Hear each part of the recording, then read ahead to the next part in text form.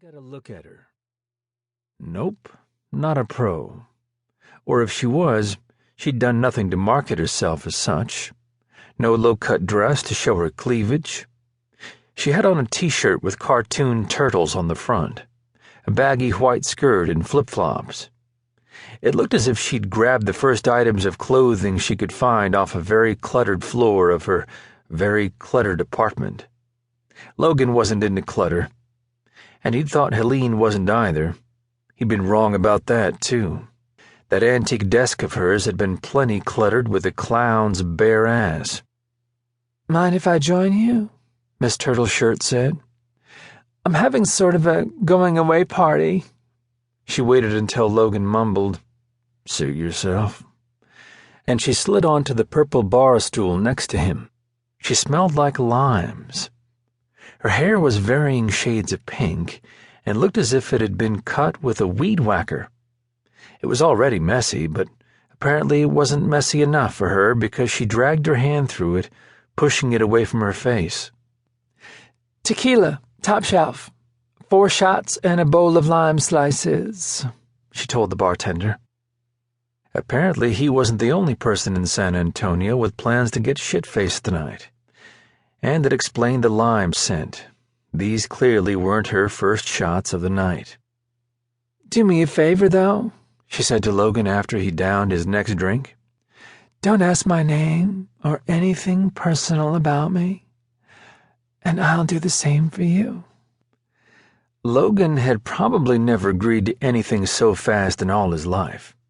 For one thing, he really didn't want to spend time talking with this woman, and he especially didn't want to talk about what had happened. "If you feel the need to call me something, go with Julia," she added. The name definitely wasn't a fit. He was expecting something more like Apple or Sunshine. Still, he didn't care what she called herself.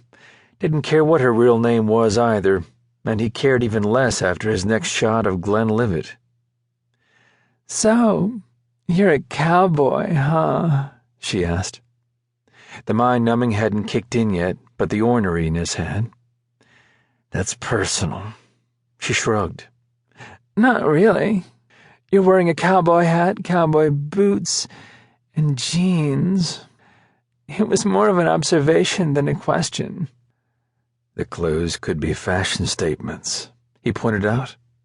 Julia shook her head, downed the first shot of tequila, sucked on a lime slice, made a face and shuddered.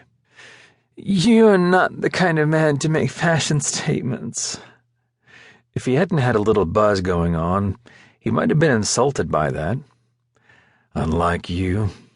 She glanced down at her clothes as if seeing them for the first time. Or maybe she was just trying to focus, because the tequila had already gone to her head. "This was the first thing I grabbed off my floor." Bingo. If that was her first grab, there was no telling how bad the outfits were beneath it. Julia tossed back her second shot. "Have you ever found out something that changed your whole life?" she asked.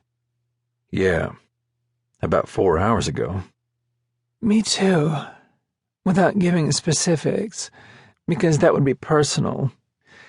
Did it make you feel as if fate were taking a leak on your head?"